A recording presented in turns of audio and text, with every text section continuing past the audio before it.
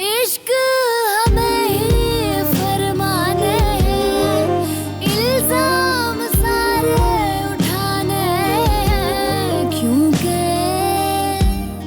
खताकार हूँ, खताकार हूँ, खताकार हूँ।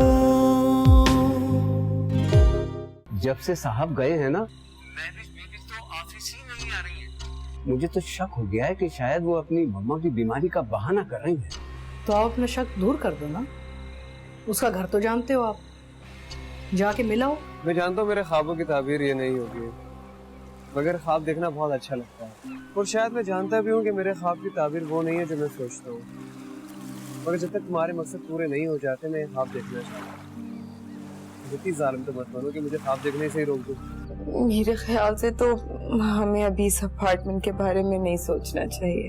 तो महविश उसमें क्या प्रॉब्लम है, तुम अपने नाम से खरीद लो, पैसे मैं भिजवा देता हूँ, लीगली सब कुछ कवर हो जाएगा। सच? आप इतना भरोसा करते हैं मुझ पे? भावेश, तुम चाहो तो हम हॉस्पिटल में एडमिट करा देते हैं आंटी को, खर्चे की तुम फिक्र नहीं करो, जो मेरा है वो तुम्हारा है, प्रॉब्लम नहीं है। खताकार हूँ, खताकार हूँ।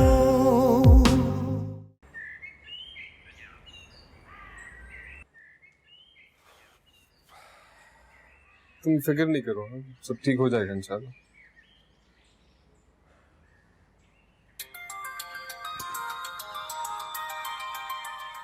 बाबा की कॉल। मुझे मेरी बात कराइएगा एक minute. Okay. Hello sir, I am really sorry, मुझे पता है आप मुझसे बहुत नाराज होंगे कि मैं ऑफिस नहीं आ सक रही। मेरी अम्मी की तबीयत बहुत खराब है। मुझे पता है मुझे आपको डॉक्यूमेंट्स ईमेल करने थे, लेकिन मैंने सब कुछ रेडी रखा हुआ है, बस सिर्फ ईमेल भेजना है। अरसल भी आए हुए थे अम्मी की तबीयत पूछने, मैं इनके जाते साथ ही आपको सेंड कर दूंगी। बिल्कुल सर, थैंक यू।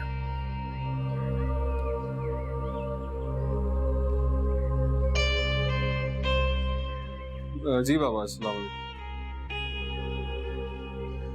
नहीं बाबा को गलत फहमी हुई है, मैं खुद माविश के घर पे हूँ, उसकी अम्मी की तबीयत वाकई खराब है। आप फिक्र ना करें, मुझे घर जाने दे, मैं सारी गलत फहमियां दूर कर दूंगा मामा। प्रॉब्लम पता है क्या है? प्रॉब्लम है वो रशीद चाचा, बूढ़े हो गए, उम्र ज्यादा हो गई उनकी, पता नहीं क्या सुनते हैं, क्या देखते हैं, क्या समझते हैं। बाबा सब ठीक है, सब नॉर्मल है।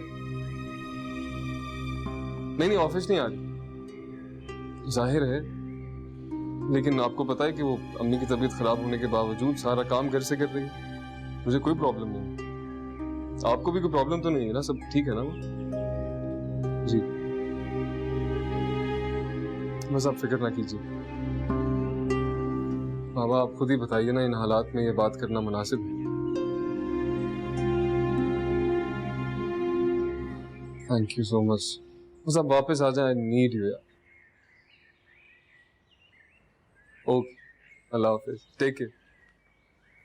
सर बहुत गुस्सा है ना मुझ पे? अरे नहीं, नाराज बिल्कुल नहीं, थोड़ी कंफ्यूजन है, वो ठीक हो जाएगी, डोंट वरी। अच्छा तुम बैठो, मैं कॉफी बनाती हूँ तुम्हारे लिए। नहीं कॉफी नहीं, बस चलो।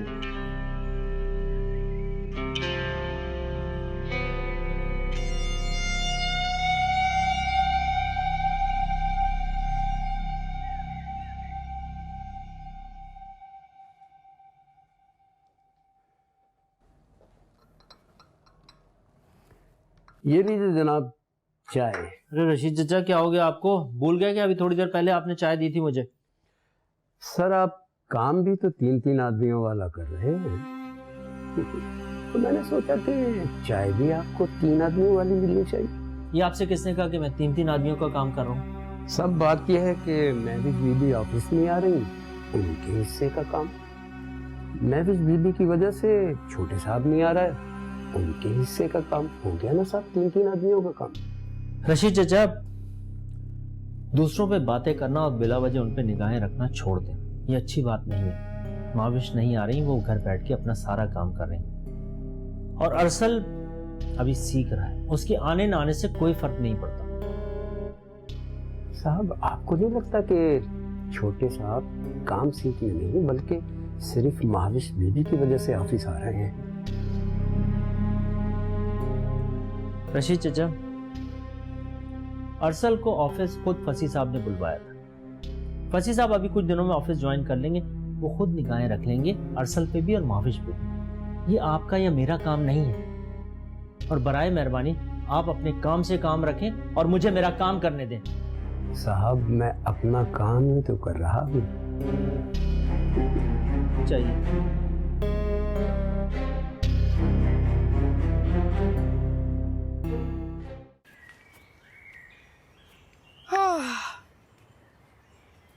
थैंक यू यासिर, आज तुम्हारी वजह से ना मेरे सारे काम हो गए।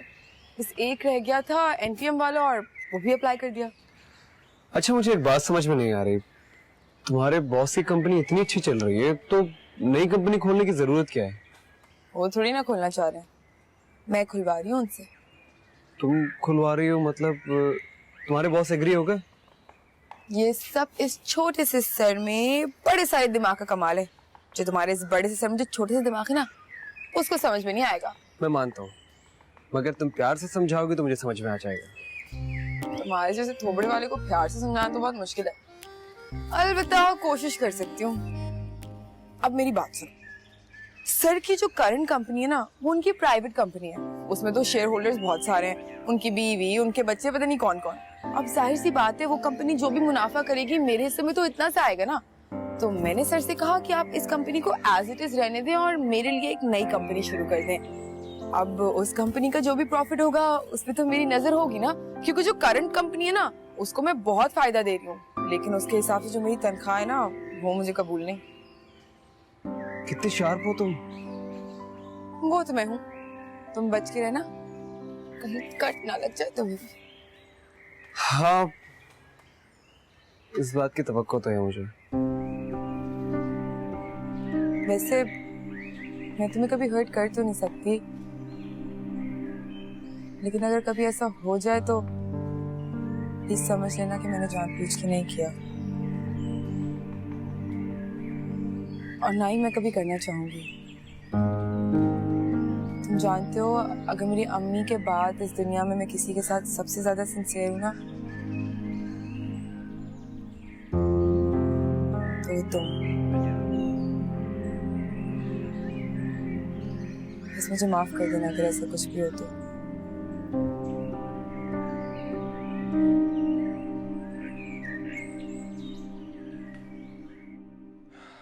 मामा, मैं आज सुबह खुद गया था महाविश के घर।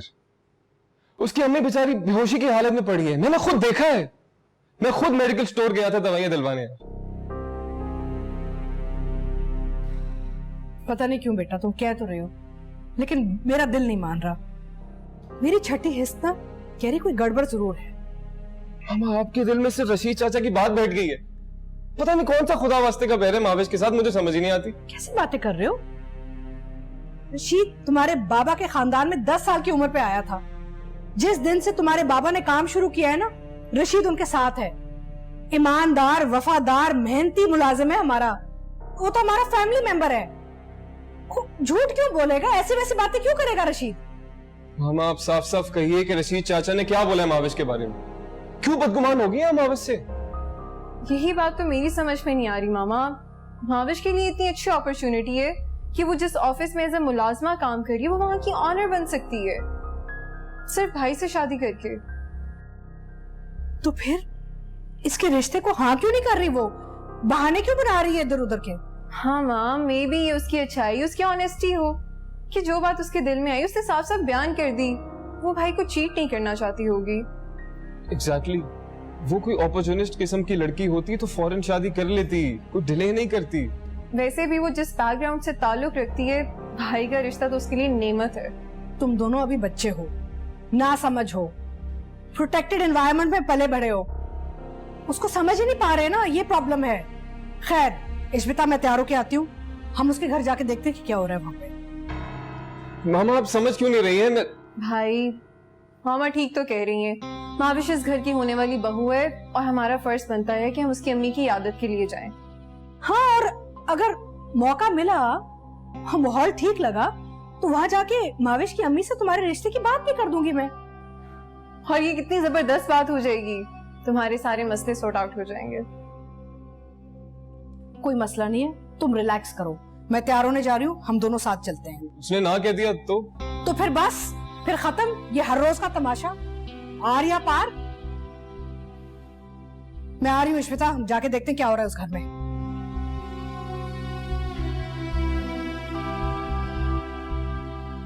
समझाओ यार। आई गेस ये ज्यादा बेहतर है, फिर भी मैं बात करूंगी उनसे।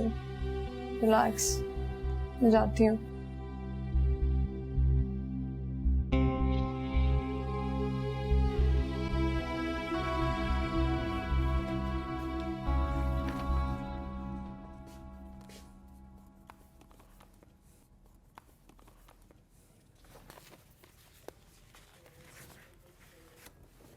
इरफान साहब जी, बेगम साहिबा का फोन आया था, उन्होंने मुझे घर बुलाया है। मैं जा रहा हूँ, अगर वापसी में मुझे देर हो जाए तो आप ऑफिस को बंद करवा दीजिएगा। ठीक है चले जाएं, लेकिन बुलवाया क्यों है? साहब, बेगम साहिबा माविश बीबी की मम्मा की तबीयत मालूम करने जाना चाह रही थी, और अगर ज़रूरत हुई तो कुछ पैसे वगैरह भी दे देंगी। साहब तो है नहीं, और आप जानते हैं अच्छी तरह कि बेगम साहिबा अपनी जिम्मेदारी को कितना समझती हैं और अपने नौकरों का कितना ख्याल करती हैं। एम्प्लॉयज़ का? बेगम साहिबा और साहब दोनों बहुत अच्छे हैं और अपने एम्प्लॉयज़ का बहुत ख्याल रखते हैं। ठीक है, आप जाएं। ठीक है, मैं चलता हूँ।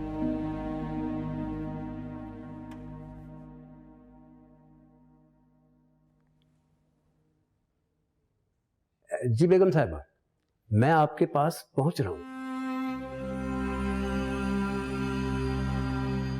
आज तो महविश बीवी का झूठ खुल ही जाएगा।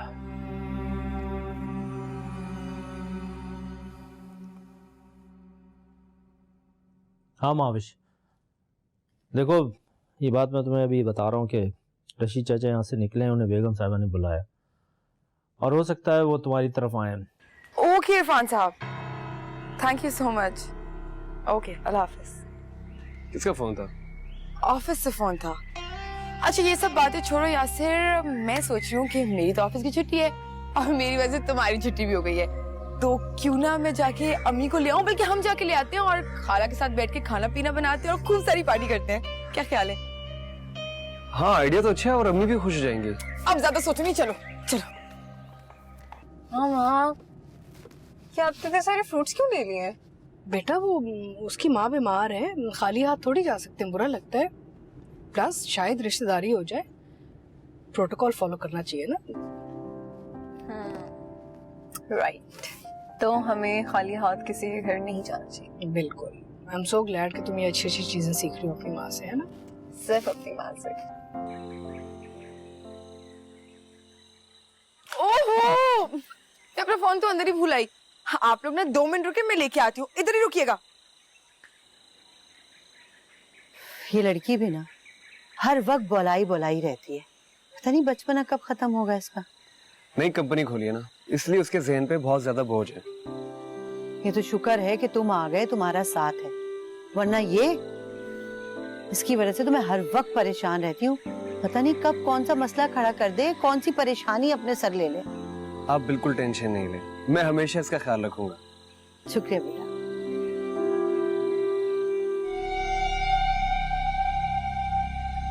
अब आ भी जाओ।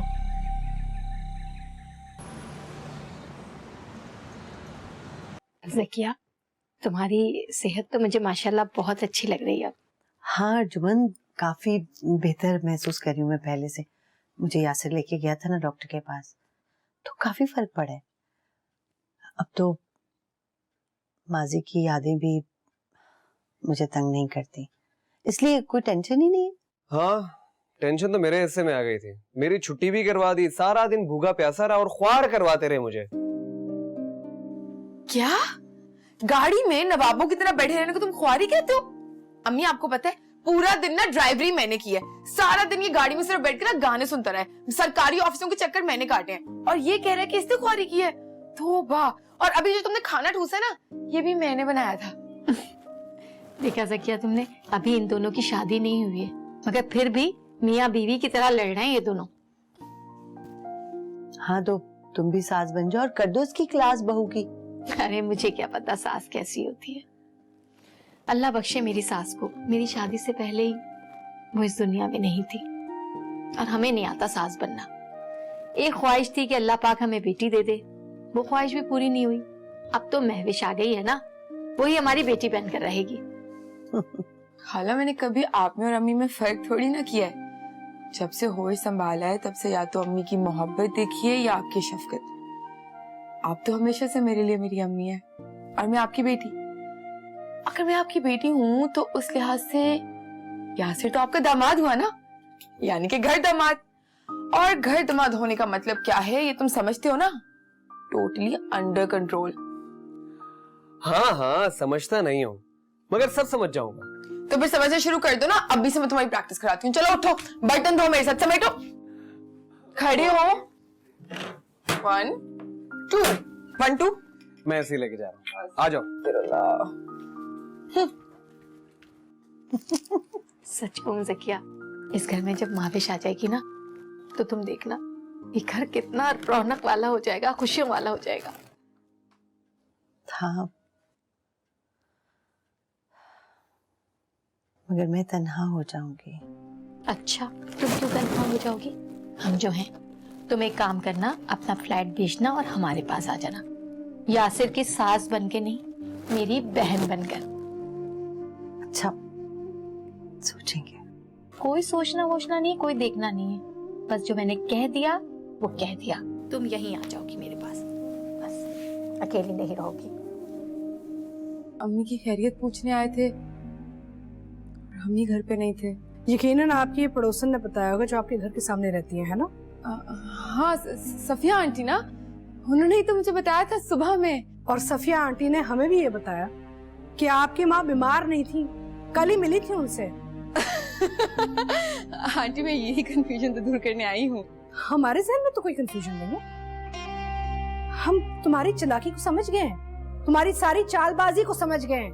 अब नाटक करने की कोई जरूरत नहीं है। खताकार हूँ, खताकार हूँ।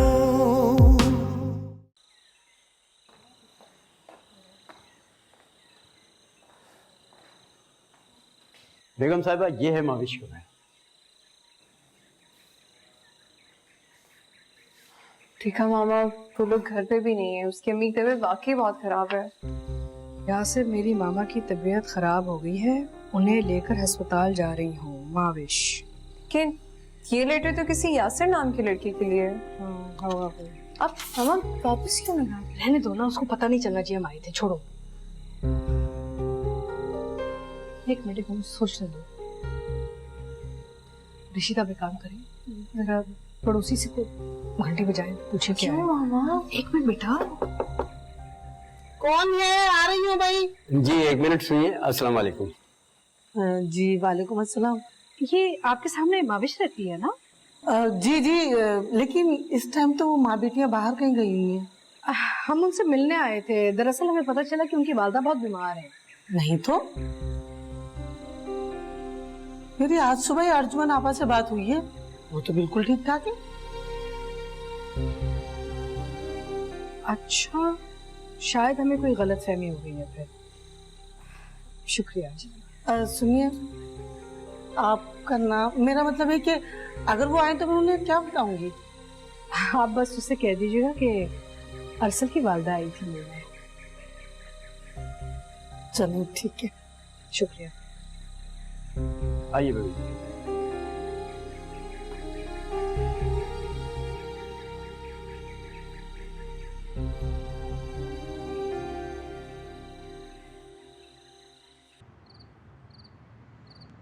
बेटा, मैं तुम लोगों से ज्यादा डिसअपॉइंटेड हूँ। मेरा तो बड़ा दिल चाह रहा था कि मैं एक खूबसूरत सी बहू को ना ब्याह के इस घर में लाऊं। तुम लोगों ने महविश को ढूंढा, पसंद किया, मेरे दिल को भी बहुत अच्छी लगी,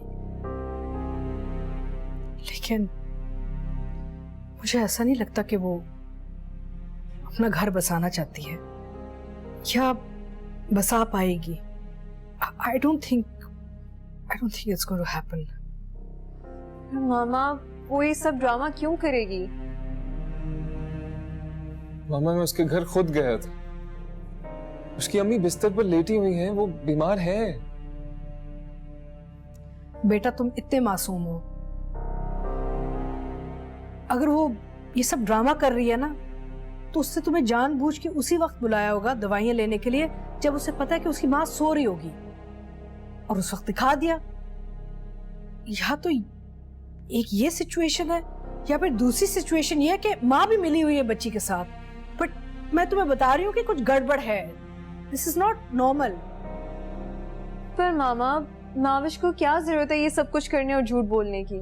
मुझे कुछ कुछ अंदाजा हो रहा है कि वो क्या खेल खेल रही है। क्या खेल खेलेगी मामा वो? बेटा मैं तुम्हें ये सब अभी नहीं बता सकती, लेकिन तुम्हें इतना बता सकती हूँ कि मैंने इस किस्म की औरत पहले देखी हुई है। ऐसी बहुत सारी औरतें आई इस घर को तोड़ने के लिए, लेकिन मैंने उन्हें तोड़ने नहीं दिया।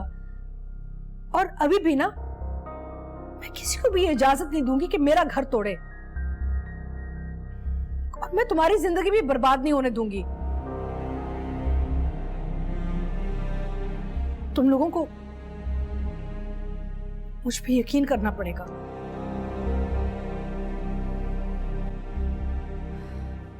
मुझे ना तुम दोनों की सपोर्ट चाहिए, और you need to trust me. बेटा ये लड़की तुम्हारे लायक नहीं है, तुम इसे अपने दिल से निकाल दो। अभी तुम्हें ये सब बातें समझ में नहीं आ रही होंगी, लेकिन आगे जाके समझ में आ जाएंगी। Please just trust me.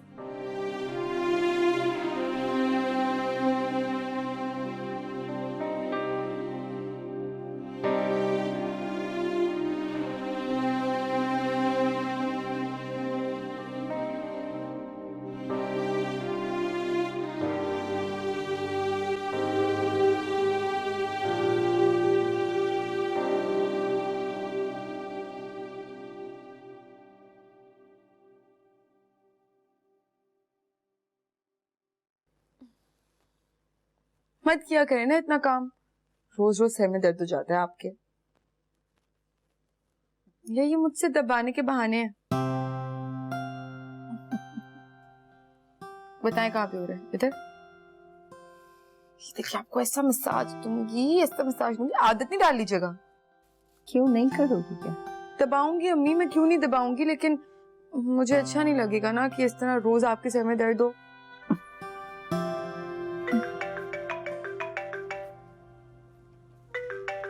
किसका फोन? यासिर का? हाँ यासिर का ही है। कमाल है भाई इस लड़के की भी। 2 घंटे हुए नहीं वहां से आए हुए, सारा दिन तुम्हारे साथ था और फिर से फोन कर रहे हैं। हाँ आप ही ने डाली है मुसीबत मेरे सर। अम्मी मैं उसे कॉल करके बोल दूं मुझे फोन करना बंद करे? अरे नहीं भाई, हो सकता है कोई जरूरी बात हो। वो क्या जरूरी बात करेगा? जरूरी बात ही होती है उसके पास हमेशा करने के लिए। लेकिन अम्मी आप ठीक कह रही हैं, क्या पता जरूरी बात हो। बेचारा कब से फोन कर रहा है, मैं अभी बात करके आती हूँ। आप आराम करें, यहाँ पे बात करूंगी तो आपके सर में और दर्द हो जाएगी ना। मैं बात करके आई। सो जाए।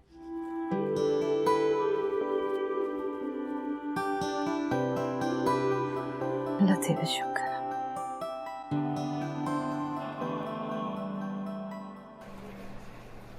हेलो महेश, वसी आप कब तक वापस आएंगे? मैंने तुमसे बताया तो था मैं आ जाऊंगा ना 1-2 दिन में। बताया तो था आपने, लेकिन शिद्दत से आपकी कमी महसूस हो रही है इधर। एक तरफ ऑफिस के मामलात और दूसरी तरफ अरसद। मैं तो इन्हीं मसाइल में उलझ के रह गई हूँ। आपको पता है, जब आप मेरे पास होते हैं ना, मैं खुद को एक बहुत मजबूत और समझदार लड़की महसूस करती हूँ। आपकी गैर मौजूदगी में तो ऐसे लगता है जैसे मैं इंतहाई कमजोर और बेवकूफ हूँ। हाँ मावेश, मुझे एहसास है कि मैं तुमको बड़ी मुश्किलों में डाल दिया, लेकिन तुम फिक्र न करो, तुमने जहाँ तक मामला को संभाल लिया है वो काफी है। बाकी मैं आगे संभाल लूंगा। आपको आकर और कुछ नहीं संभालना, सिर्फ मुझे संभालना है। आपको बहुत मिस कर रही हूँ मैं। मेरी एनर्जी की सोच तो आप ही हैं। लेकिन आप फिक्र नहीं कीजिए, मैंने सब कुछ संभाल लिया है। कंपनी भी खोल ली है और रजिस्टर भी करा दी है। यहाँ तक कि एनटीएम नंबर भी रजिस्टर हो गया है। और इस तरह के छोटे मोटे मामला सब देख लिए हैं मैंने। आपके हुक्म पे कंपनी अपने नाम भी करा ली है और उसका नाम भी महाविश ट्रेडिंग कंपनी रख दिया है। काश के सब कुछ आपके नाम होता और मैं एक आजाद हिरनी की तरह कलांचे भरती रहती, लेकिन आपने तो सारी जिम्मेदारी मेरे सर पे डाल दी। जिम्मेदारी की तुम फिक्र न करना, मैं संभाल लूंगा और तुम एक आजाद हिरनी की तरह कराची मारती रहो। वैसे इस सब की क्या जरूरत थी फसी? भाई तुम्हें तो मुझे रास्ता दिखाया था कि तुम अरशद से शादी नहीं करोगी तो मेरी बेगम साहिबा को मेरे और तुम्हारे ताल्लुक में शक होने लगेगा। इसलिए बेहतर ही होगा कि मैं तुम्हें नौकरी से निकालूं। इस सूरत में मुझे तुमसे मिलने का कोई बहाना तो मिल जाएगा ना। जब कंपनी तुम्हारे नाम से होगी तो मैं तुम्हारी कंपनी आया करूंगा और मेहमानों की तरह तुम्हारे अपार्टमेंट में भी आ जाया करूंगा। आप आए वहां भले मेहमानों की तरह, लेकिन असल में तो आप मेरे दिल के मालिक हैं ना फसी। हाँ साहब, अगर दिल का मालिक इजाजत दे तो। दिल के मालिक तो अब आप ही हैं। ये दिल अब मेरे इख्तियार में कहाँ, बस आपके काबू में है।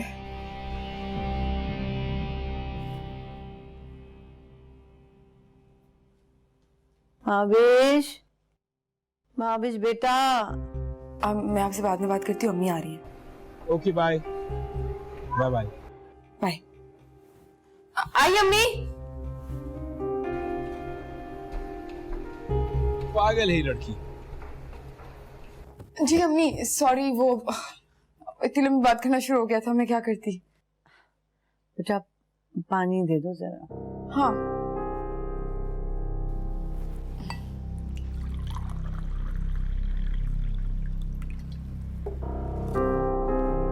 ये लो।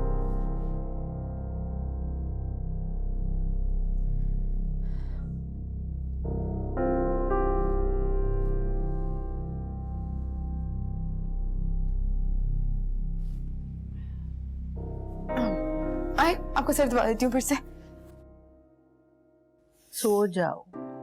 सो जाऊंगी, पहले आपकी दर्द तो खत्म हो जाए।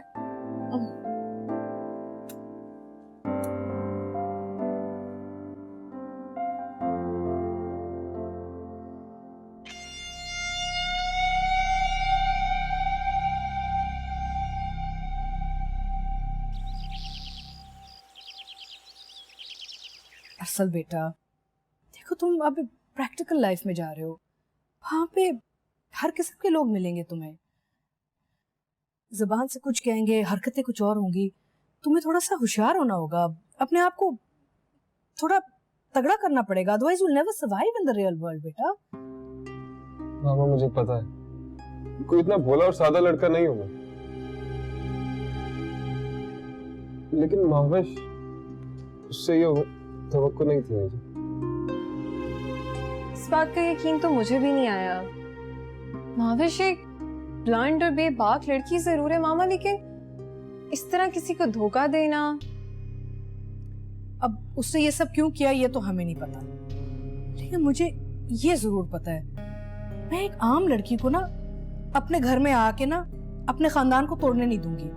I'm not going to allow her to do this बेटा। तुम उसे अपने दिल से निकाल दो। मैं इसको समझा रही हूँ बेटा, तुम भी समझाओ, दिल से निकाल दो। इससे बहुत बेहतर लड़की मिलेगी तुम्हें। बस तुम मेहनत करो, अपना बिजनेस संभालो, तरक्की करो एंड फॉरगेट अबाउट हर। बोलो ना तुम। सादली भाई, मामा ठीक ही तो कह रही हैं। इससे भी यार तुम्हें क्या जरूरत है इस तरह की बहानेबाज और नखरीली लड़की की, जो तुम्हारी फीलिंग्स के साथ खेल रही है, उल्टा तुम्हें ही बेवकूफ बना रही है।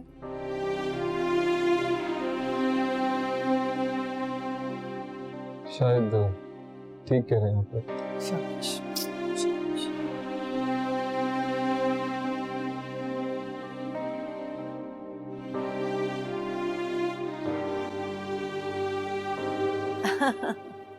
अच्छा आए तो सही ना, बैठे फिर करते हैं बात।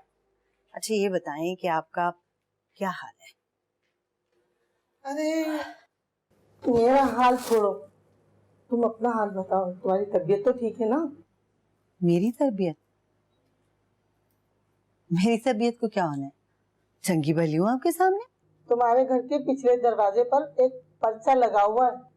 महविश ने लिखा था किसी यासिर के नाम कि तुम्हारी अचानक तबीयत खराब हो गई है और वो हॉस्पिटल लेकर जा रही है।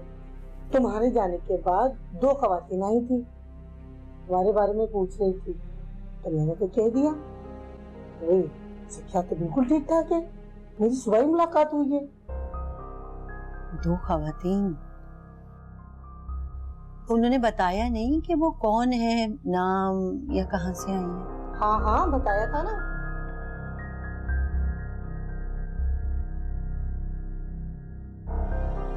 चलो अच्छा ही हुआ कि मिसेस फैसी को समझ आ गया कि मैं उनकी बेटी को अवॉइड कर रही हूँ।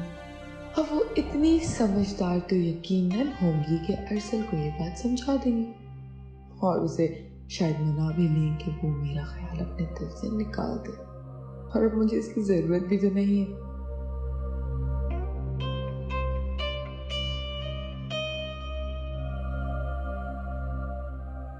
इसके जरिए मुझे फैसी साहब तक पहुंचना था और वो तो मैं पहुंच चुकी। वो पूरी तरह से मेरे काबू में है। अपार्टमेंट मेरे नाम पे है, फर्म मेरे हाथ पे है। नहीं माविश, अभी नहीं। तुम इस चालाक बुढ़िया को भी सही से जानती भी नहीं। इसका तो अभी तक फैसी पर बहुत असर है और हो सकता है कि ये मेरे लिए कुछ खराब कर दे। नहीं, इसको शक तो हो गया कि मेरे और फैसी के दरमियान कुछ चल रहा है। मुझे अरसल को अभी अपने काबू में रखना चाहिए।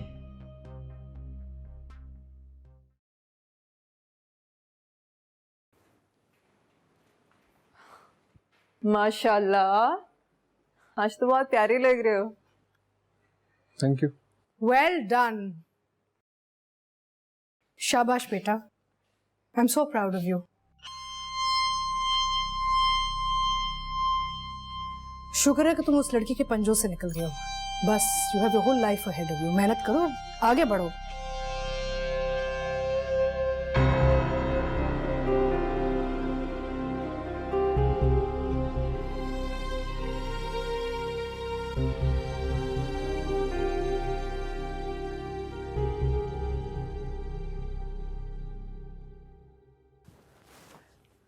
अस्सलाम वालेकुम आंटी। वो मैं दरअसल आप सब लोगों से माजरत करने आई थी।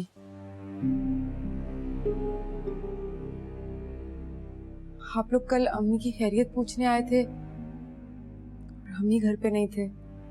यकीनन आपकी ये पड़ोसन ने बताया होगा जो आपके घर के सामने रहती है ना? हाँ, सफिया आंटी ना, उन्होंने ही तो मुझे बताया था सुबह में। हाँ, और सफिया आंटी ने हमें भी ये बताया कि आपकी माँ बीमार नहीं थी, कल ही मिली थी उनसे। आंटी मैं यही कंफ्यूजन तो दूर करने आई हूँ। हमारे जहन में तो कोई कंफ्यूजन नहीं है। हम तुम्हारी चालाकी को समझ गए हैं, तुम्हारी सारी चालबाजी को समझ गए हैं। अब नाटक करने की कोई जरूरत नहीं है। चाले, आप कैसी बातें कर रही हैं आंटी? मैं आप लोगों के साथ क्यों कोई चाल चलूंगी? आप लोग तो मेरे मोहसिन हैं। और अश्मिता के साथ, जो मेरी दोस्त है, मैं उसके साथ क्यों कोई चाल चलूंगी? और आंटी आपने तो मुझे दूसरी अमीर औरतों की तरह ठुकराया नहीं, बल्कि अपनी बेटी की मोहब्बत समझ के कुछ ऐसी गरीब यतीम लड़की को ना लिया और मुझे वो दर्जा, वो मुकाम दिया उसका मैं तसव्वुर भी नहीं कर सकती थी।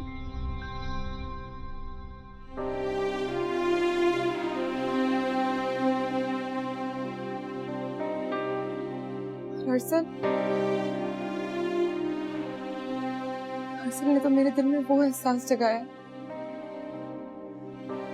जो मेरे लिए अजनबी था, जो मोहब्बत करना सिखाया अरसल ने।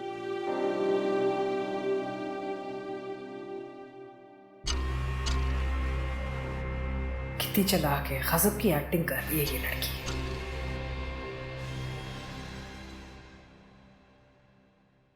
विश, तुम रो क्यों रही हो?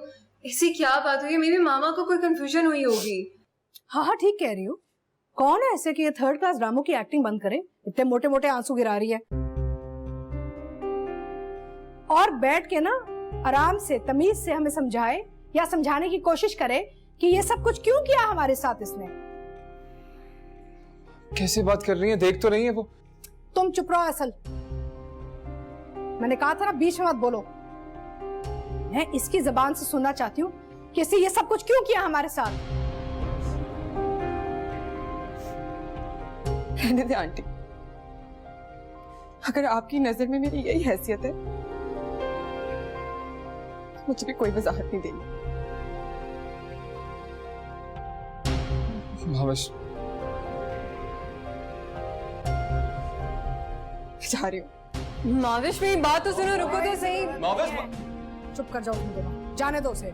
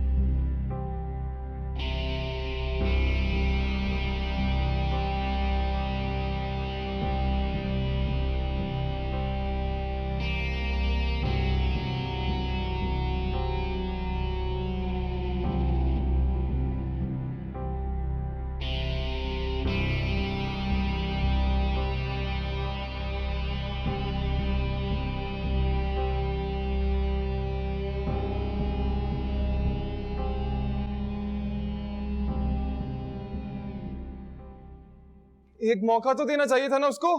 मौका? वो हमारा घर तोड़ देती। हरगिज नहीं, मैं ऐसी लड़की को मौका नहीं दूंगी ये सब करने को।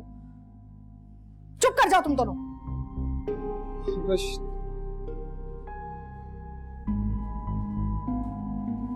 सुनो भाई, मेरी मामा को कोई कंफ्यूजन हुई होगी। मैं मामा से बात करूंगी, सब ठीक हो जाएगा। मौका तो देती ना उसको।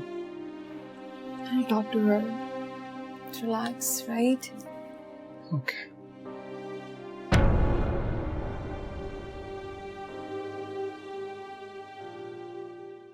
खताकार हूँ, खताकार हूँ। उन्होंने तो कुछ भी सुनने से इनकार कर दिया।